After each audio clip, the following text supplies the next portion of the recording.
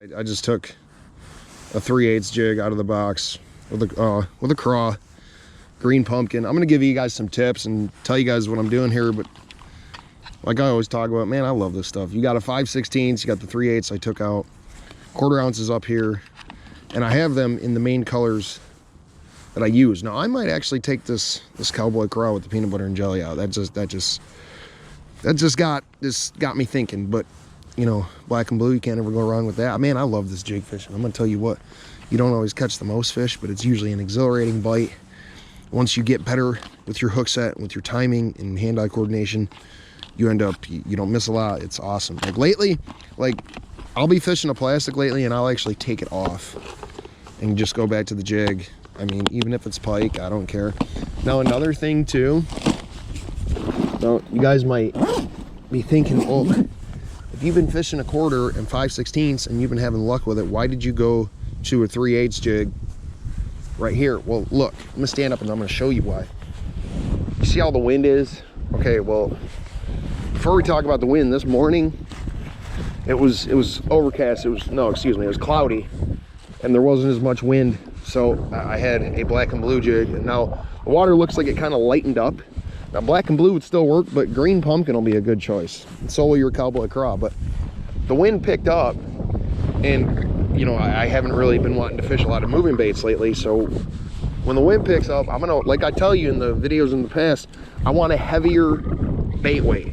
So like if I'd be out here or on the Great Lakes right now throwing a 1/4 ounce, sure it would work, sure I could cast it, but I might get it to where it's doing that thing I told you guys about in the water, when it's floating, when it's not going all the way to the bottom, it's just kind of getting blown around, or it'll go to the bottom and it won't stay there. Well, if you take a bait like a 3/8, I understand you're gonna get more snags, you're gonna get more weeds. I got the weed guard where I want it. I got the skirt trimmed a little bit, not too much, ready to go out of the package. If you do that, like I said, you might get more weeds, but you're gonna catch fish. Here, break open the appendages. What you're gonna do is you're gonna cut it under the first set of appendages. So what I like to do is I'll go to the piece right under it, cut it off like that, and you'll see on the appendage piece, pull it out or pull it off in the backpack, that is where I like to have it. I'll break open the rest of the appendages. I want that green pumpkin with the green pumpkin. I'm just kind of rambling and going on about this, and I know I've already talked about this many times, but this is going to catch fish today. It might not catch a lot, but you never know, it might catch a big one. And what I'm trying to do is separate the skirt. There we go. That's pretty good. Separate it like I show you guys, and here, see what I do, like I told you in that jig video, is I will push the weed guard behind the hook.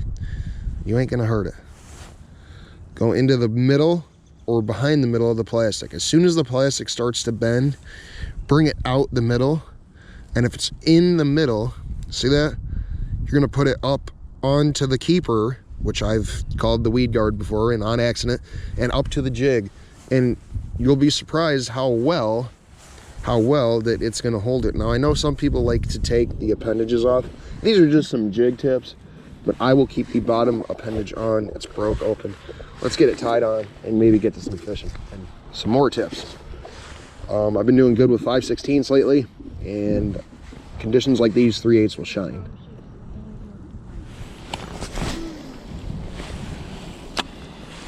You'll notice too with that 3/8, like you're gonna be able to cast it easier, obviously, than you would with a 5/16, which is lighter.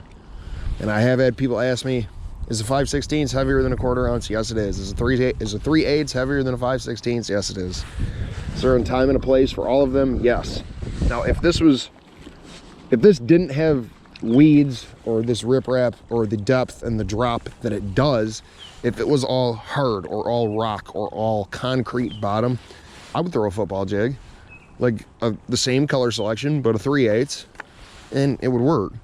I'm not saying that won't work here, but you'll get a lot more weeds with a football jig here than you would with a casting jig. Now, could you use a flipping jig too? Yeah. But part of the reason why I go with that casting is because it's a good all-purpose jig. Now, every time I do a demonstration with these jigs, I usually catch a fish or two. So if I don't in this video, I can just talk about it and tell you guys. I mean, when I'm talking about baits, I usually end up talking too fast anyway, so we can just go over the color selection, make some casts, fish as we go, have some fun.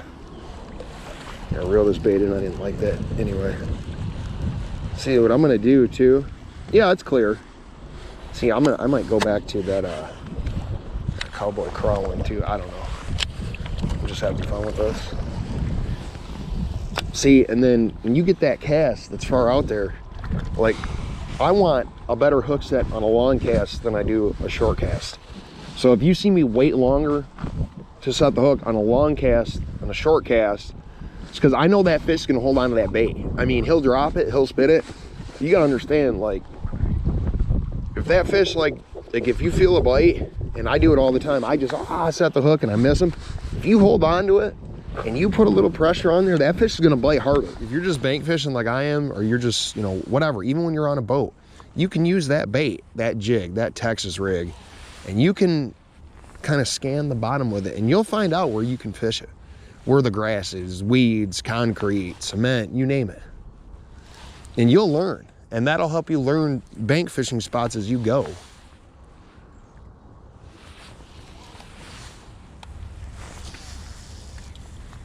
One-handed. That's what I'll do sometimes, is I'll just pick a random spot, toss that jig in there.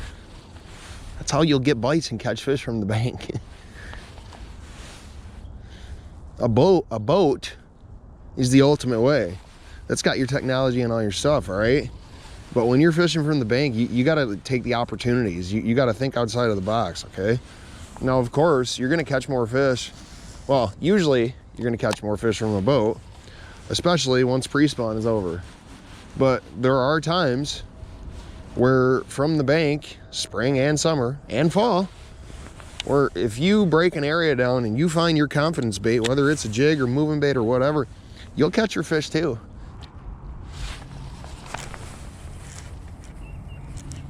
Again, oh, he came off and I had a good one.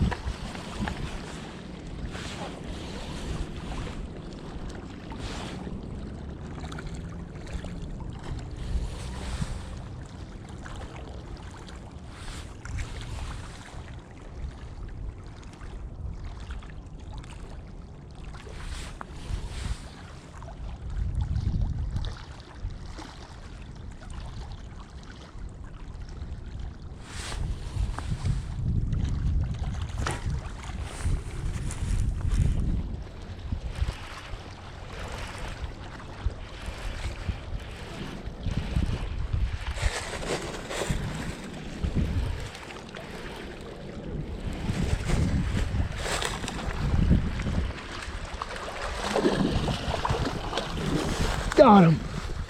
Oh man. Oh, finally on the jig. He was just barely hooked. That's a 2-pounder.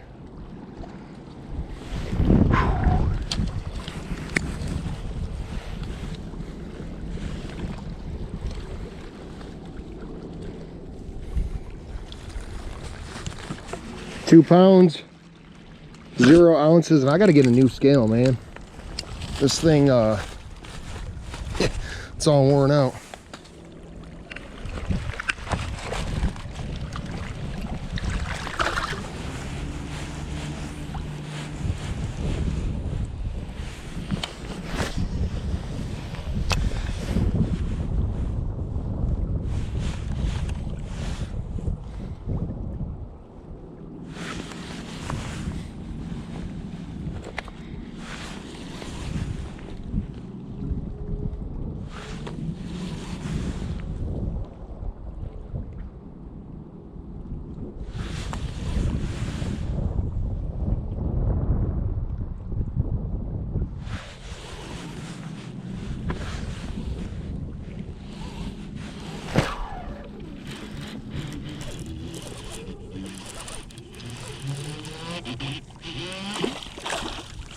get up here. There's a bass and a pike. Wow, you did it too. Nice catch. Thank you.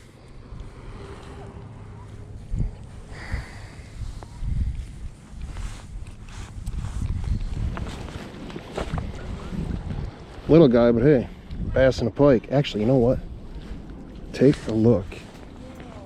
Take a look at those colors.